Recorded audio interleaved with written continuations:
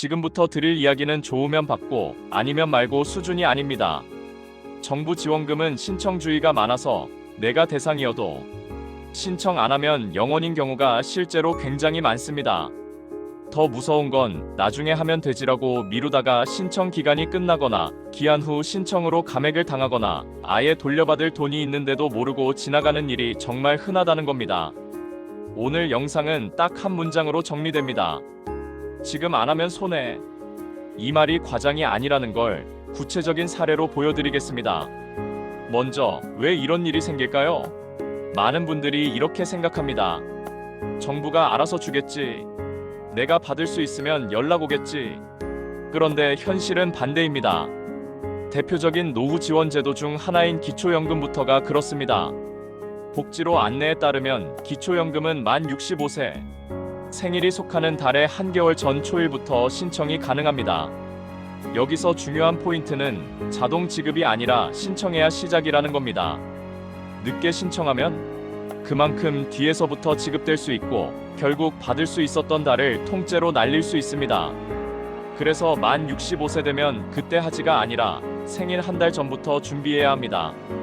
두 번째, 많은 60대 이상 시청자분들이 의외로 놓치는 게 있습니다.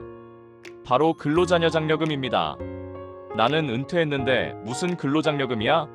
이렇게 생각하시는데 실제로는 근로소득이 조금이라도 있거나 사업소득 종교인 소득이 있거나 가구 요건이 맞으면 대상이 될 수 있습니다.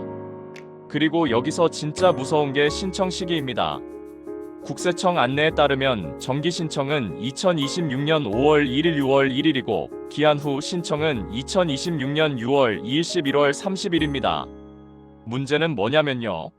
많은 분들이 나중에 해도 되겠지 하고 기한 후로 미룹니다.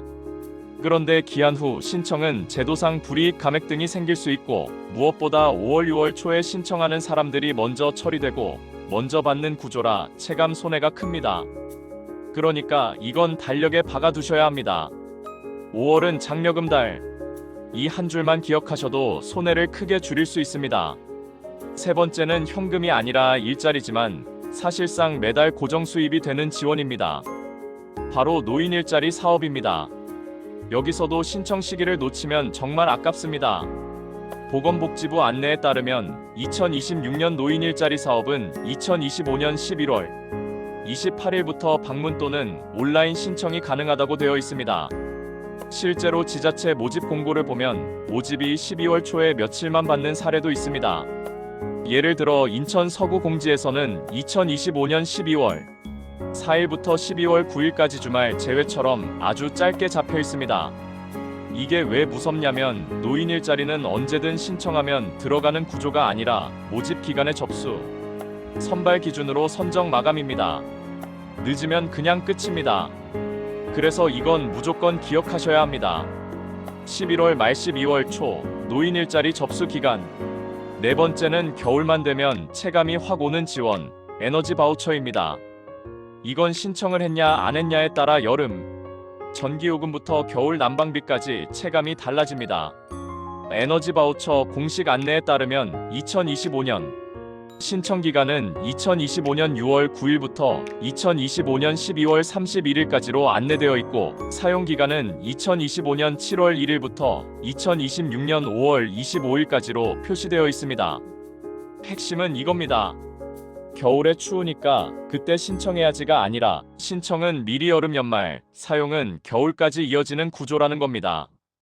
그리고 신청 방식도 주민센터 방문, 직권, 신청, 복지로 온라인 신청 등으로 안내되어 있어 본인이 어렵다면 대리 신청 직권 신청까지 방법이 있습니다. 그런데 이걸 몰라서 추워서 힘든데도 신청 기간을 놓치는 분들이 생깁니다. 이런 건 정말 억울한 손해입니다. 다섯 번째는 많은 분들이 나랑 상관없겠지 하고 넘어가는데 실제로는 꽤 자주 발생하는 환급금입니다. 병원이나 약국을 이용하다 보면 법령 기준을 초과해서 본인 부담금을 더 낸 경우가 있고 이런 경우 공단이 환급해주는 제도가 있습니다. 정부 24회 건강보험 본인 부담금 환급 안내에서도 요양기관이 기준을 초과해 더 받은 본인 부담금을 공단이 공제 징수해 돌려주는 제도라고 설명합니다. 이런 환급금은 내가 따로 신청할 일이 없을 것 같지만 막상 조회해보면 소액이라도 떠 있는 경우가 있습니다. 특히 병원 방문이 잦은 분들은 정기적으로 한 번씩 확인하는 습관만으로도 몰라서 놓친 돈을 막을 수 있습니다. 자, 여기까지 들으시면 느낌이 오실 겁니다. 정부 지원금의 핵심은 정보가 아니라 타이밍입니다. 그래서 오늘 영상의 결론은 딱 하나입니다. 어떤 지원금이 있냐보다 더 중요한 것은 언제 신청해야 손해를 안 보느냐입니다.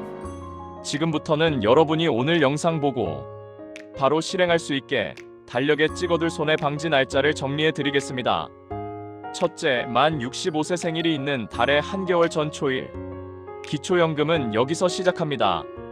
둘째, 매년 5월 6월 초. 근로자녀장려금 정기 신청 기간을 반드시 확인합니다.